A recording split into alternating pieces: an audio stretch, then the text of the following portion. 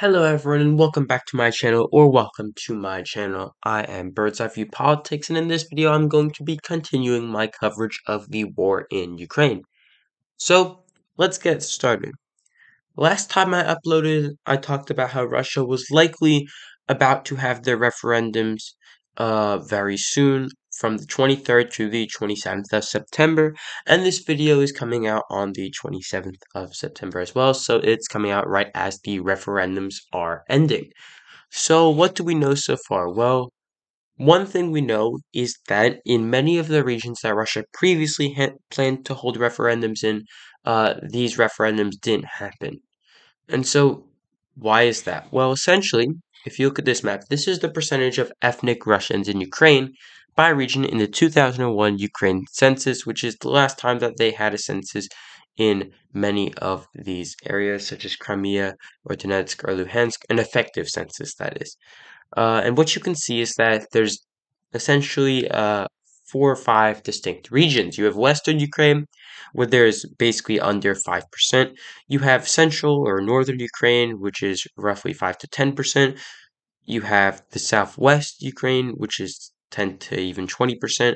Eastern Ukraine, which is 25 to even 40%. Of course, Crimea is kind of its own region with a whopping 60% to 70% of the population being Russian. So why does this matter? Well, essentially, obviously, if you're ethnically Russian, then you're more likely to essentially be in favor of Russia annexing the Ukrainian territory that you live in.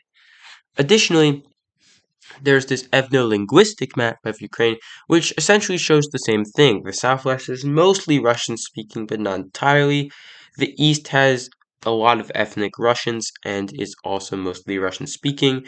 Crimea is kind of on its own, with an ethnic Russian majority and Russian-speaking.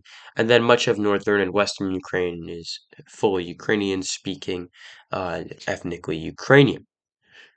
So these are very important because it shows you what you should expect from a free and fair referendum, which would essentially be that you may have some close results in Donetsk and Luhansk, roughly 40%. Crimea might still have voted to be with Russia. However, it also shows you that in areas such as Kherson, where only 14% of the population are ethnically Russians, you probably wouldn't expect that area to vote in favor of annexation into Russia, even in a free and fair referendum.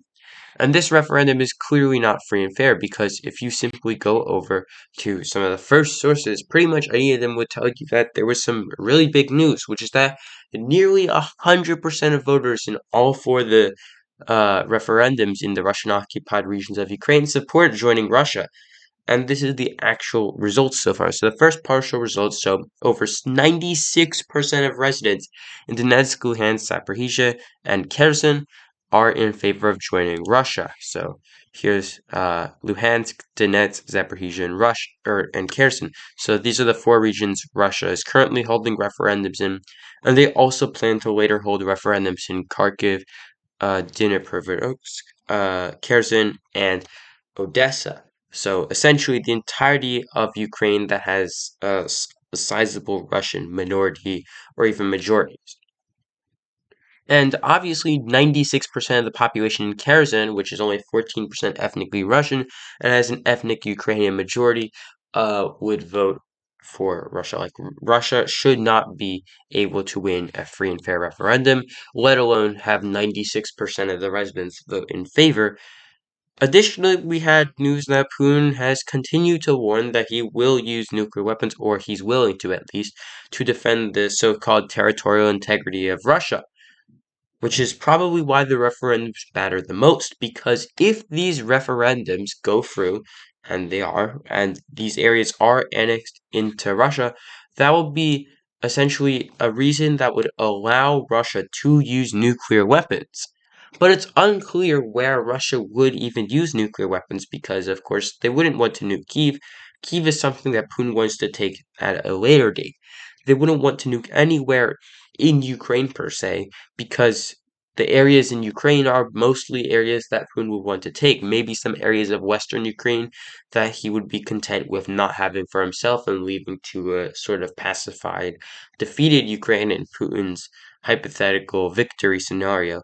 Would be able to be nuked, but he doesn't want to use any nuclear weapons against targets that he wants Russia to eventually have, because it doesn't look good to walk through a city that you just obliterated. So, obviously, the nuclear weapons are going to be a major, major issue after the referendums are completed later today.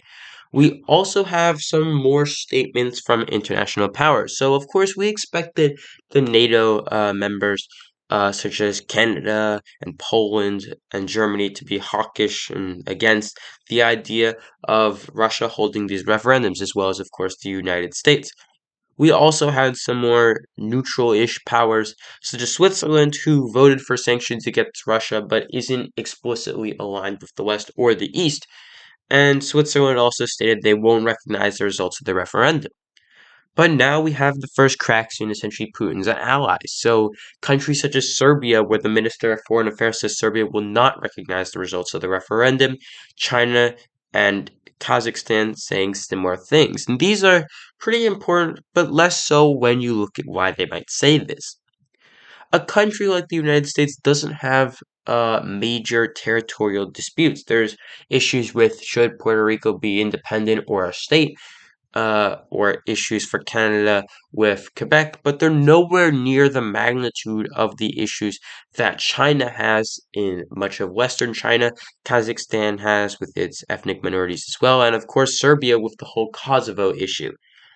And essentially, those countries that are essentially normally Putin allies, or at least not antagonistic towards him, are now seeing that if they were to be in favor of a referendum in the Russian occupied areas of Ukraine that would lead to them joining Russia, then their own different minorities would also call for referendums to essentially secede from their countries, and they're not in favor of this. In China, India, Kazakhstan, all the Russian allies essentially interest to play for time and to build up and have essentially the status quo preserved. The only areas of the world that really don't want the status quo preserved are usually those countries who have very, very little allies, and they're typically small countries that don't have large amounts of trade. Trade, of course, is a huge thing for China as well as Kazakhstan and Serbia because of their many neighbors and many requirements for their either large populations with lots of resources, or in the case of Serbia, small population with very little resources. We also now have news that in Belarus, railways are now being improved to essentially receive military echelons the same way that they were previously at the beginning of the invasion. And this could potentially mean that Belarus is planning on joining the war, and Putin has actually met with Lukashenko as recently as last week. We also, of course, had news that Belarus has ordered much of their military to the border with Ukraine and has made a lot of noise about potentially invading Ukraine and has claimed that there have been Ukrainian attacks on Belarusian soil. However, if Lukashenko were to declare war on Ukraine, it would probably cause his own military to rise up against him. And that's because nearly the entirety of the elite in Belarus can't take any war. They know that the population is already against them, mostly because the population had massive demonstrations after Lukashenko falsely rigged an election to say he won yet another term since 1990, one of the only heads of the post-Soviet states who still remains the head of his country. He's been the head of Belarus the entirety of its free and independent existence since 1990. We also, of course, if Belarus truly is going to join the war, his generals have all said that they don't want to deal with it. They've signed things saying they will refuse to participate in any invasion of Ukraine and will instead act to oust him. And he is essentially unable to oust his own military generals because if he tried to, the military would turn against him, which is currently the only thing holding him up. Additionally, Russia would probably not be well placed to interfere in Belarus because, as we know, almost the entirety of Russia's army is currently in southern Ukraine, and any essentially attack into Belarus would require them moving massive amounts of soldiers that they simply don't have right now. That's why they are mobilizing 300,000 men to go to fight in Ukraine. And probably also why they're having the referendums, because if they have these referendums and are then able to annex these areas of Ukraine, then they can start conscripting those able-bodied men into the army directly from southern and eastern Ukraine, as what the Russian law says. Additionally, we also have to look at the fact that there have been new clashes almost everywhere around Russia. We had new clashes between Armenia and Azerbaijan. We had more clashes in Kazakhstan, as well as the renaming of the capital city there. We've had some more protests in Belarus. Essentially, everywhere around Russia currently is at war with another country or is experiencing massive civilian unrest, except for China and Mongolia. And that is very important because if all of Russia's allies are having major unrest and Russia is currently at war with Ukraine, it means that those allies are especially vulnerable right now. So, thank you for watching this video, and don't forget to like, share, and subscribe, and I'll see you next time.